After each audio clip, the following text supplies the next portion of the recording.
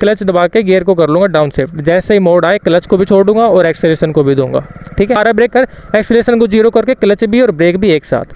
Gear को down shift किया, पहला लगाया, अगला टायर जैसे क्रॉस किया, ट्रैफिक में कैसे चलाएं, भीड़ भाड़ में कैसे चलाएं, हाईवेज के ऊपर कैसे चलाएं, गाँव की गलियों में कैसे चलाएं। और अभी देखो मेरी बाइक आसानी से आगे बढ़ चुकी है और एक्सेलरेशन पे चल रही है।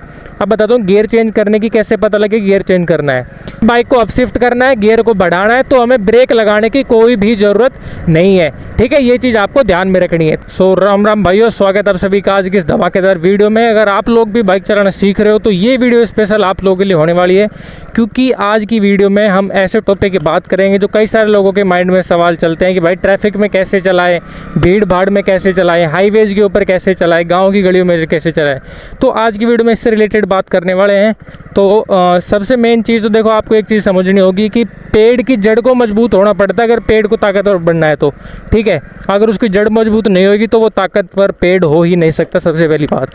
तो इससे मैं इसलिए बता रहा हूँ क्योंकि जब तक आप एक अच्छे से अपनी प्रैक्टिस नहीं करोगे कि आपको ब्रेकर को कैसे क्रॉस करना है, मोड़ना कैसे है, बाइक को धीरे कैसे चलाना है, तब तक आप सही से बाइक चलाना नहीं सीख पाओगे। और अगर आप बिना सीखे ट्रैफिक में गए या फिर भीड़ भाड़ वाले इलाके में गए तो आपको जो है वहाँ पे प्रॉब्लम हो सकती है और आपकी वजह से दूसरे लोगों को प्रॉब्लम हो सकती है। तो सबसे पहले इसी चीज़ की आपको प्रैक्टिस करनी होगी। तो इसीलिए आज मैं आया हूँ एक ऐसी सोसाइटी में जहाँ पे जगह जगह पे आपको ये ब्रेकर दिख रहे होंगे और मोड़ वगैरह है। तो यहाँ पे आज मैं बताऊँगा कि कैसे हमें सारी चीज़ों की अच्छे से प्रैक्टिस करनी है ताकि कोई भी दिक्कत हमें ना आए ट्रैफिक में बाइक चलाना सीखने से पहले।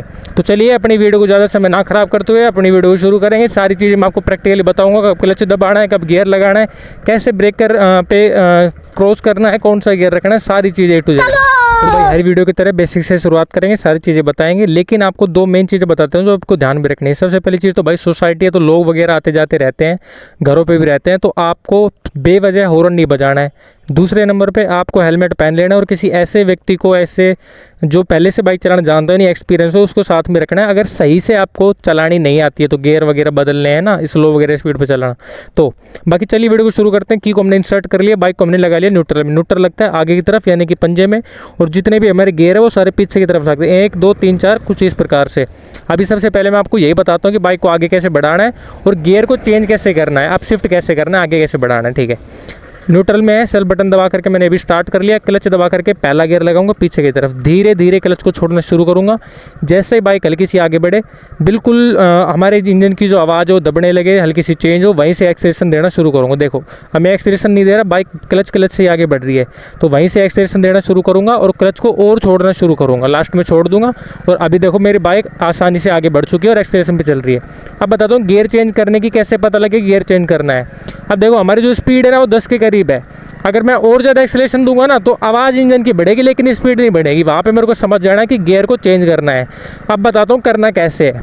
सबसे पहले अपने एक्सेलरेशन को 0 कर देंगे, थोड़ा धीरे समझाऊंगा, हो सकता है वीडियो ख़राब लगे, बिल्कुल धीरे कर देंगे, अपने एक्सेलरेशन को कम कर देंगे, क्लच दबा करके पीछे की तरफ दबाएंगे पहला गियर, वहीं से क्लच को छोड़ेंगे और एक्सेलरेशन को देंगे जैसे हमने पहले किया था। हमारी बाइक आसानी से सेकेंड गियर में लग चुकी है और आपको दिख रहा होगा कि अब 20 की स्पीड पर भी हमारी बाइक आसानी से नॉर्मली चल रही है। ठीक है, तो आपको ये भी देखने की जरूरत नहीं पड़ेगी कि कौन सी स्पीड पे कौन सा गियर। आप इसी चीज़ से पहचान जाओगे कि आपको बाइक में गियर को अप शिफ्ट करने की कब जरूरत है। अब देखो फिर से करके दिखाता हूँ। अभी हमारी स्पीड 20 के ऊपर स्पीड है और अगर इससे ऊपर हम लेके जाएंगे तो हमारी बाइक में से वाइब्रेशन बढ़ेगी, नॉइज़ बढ़ेगी, लेकिन स्पीड सही से नहीं बढ़ेगी। देखो आगे करके दिखाता हूँ, यहाँ पे हल्के हल्के से ब्रेक कर है, देखो दिख रहा है आपको, इंजन की आवाज़ आ रही होगी शायद। और जैसे ही मैं थर्ड गियर में लगा दूंगा क्लच दबा करके तो हमारी बाइक की आवाज़ है वो फिर से नॉर्मल हो जाएगी। तो ये तो हो गया गियर को अप शिफ्ट कैसे करना है। अब डाउन शिफ्ट का बता देता हूँ। जब हमें अपनी बाइक को धीरे स्पीड पे चलाना हो, कम स्पीड पे चलाना हो, तो हमारी बाइक क्या है हल्की हल्की से स्टॉल करने लगती है, बाइक को सही से पावर नहीं मिल पाती इंजन को, है ना, कट कट की आवाज़ आती है। तो वहाँ पे आपको समझ जाना गियर को डाउन करना है। जैसे सामने ब्रेक करे करके दिखाता हूँ। सबसे पहले एक्सेलरेशन 0, क्लच दबा के गियर को कर लूँगा डाउन शिफ्ट, अगला टायर जैसे निकला क्लच को छोड़ूंगा, एक्सेलरेशन दूंगा। देखो कितना इजी था, हमने यहाँ पे ब्रेकर को भी आसानी से क्या कर लिया, क्रॉस कर लिया और डाउन शिफ्ट को भी सीख लिया। फिर से एक बार ब्रेकर क्रॉस कैसे करना दिखाता हूँ। एक्सेलरेशन 0, क्लच दबा के गियर को एक और डाउन कर लूँगा, स्पीड बिल्कुल धीरे आई थी। जैसे ही हल्का सा हमारा अगला टायर क्रॉस किया, एक्सेलरेशन देना शुरू करेंगे और क्लच को छोड़ना शुरू करेंगे। एक चीज़ यहाँ पे ध्यान देने वाली बात ये थी कि मैंने जब बाइक को रोकने के लिए करा तो क्लच को भी और ब्रेक को भी दोनों को एक साथ दबाया, क्योंकि हमारी स्पीड जो थी वो पहले से कम थी। लेकिन अगर हमारी स्पीड बहुत ज़्यादा होती तो पहले मैं हल्का सा ब्रेकिंग लेता, जब बिल्कुल स्पीड कम आती तो मैं क्लच दबाता। देखो फिर से करके दिखाता हूँ। अब आ रहा ब्रेक कर, एक्सीलरेशन को 0 करके क्लच भी और ब्रेक भी एक साथ, गियर को डाउन शिफ्ट किया, पहला लगाया, अगला टायर जैसे ही क्रॉस किया धीरे धीरे क्लच को छोड़ा और एक्सीलरेशन दिया। देखो अब 2-3 बार मैंने आपको ब्रेक करके प्रैक्टिस करके दिखा दी है। अभी मैं आपको टर्न कैसे लेना है ना वो चीज़ आगे जैसे बताऊँगा। देखो यहीं से करके दिखाता हूँ। हाँ चलो आगे से करके दिखाता हूँ। एक बार फिर से ब्रेकर की कर देता हूँ कन्फर्मेशन। थ्रोटल को 0, क्लच दबा के गियर को डाउन शिफ्ट, जैसे ही अगला टायर क्रॉस करे क्लच को छोड़ेंगे, एक्सीलरेशन देंगे। मतलब कहने का मतलब ये है कि हमें ब्रेकर आने से पहले ब्रेकिंग वगैरह दबानी है, ब्रेकर क्रॉस करते टाइम हमें वो प्रोसेस फॉलो करना है जो बाइक को आगे बढ़ाते टाइम हम यूज में करते हैं। ठीक है, अब आगे से मैं क्या करूँगा, राइट की तरफ टर्न लूँगा। तो हमें क्या करना है वो मैं आपको बताता हूँ। देखो चलते हैं आगे। राइट की तरफ अगर मेरे को टर्न लेना है तो सबसे पहली चीज़ तो भाई अपने साइड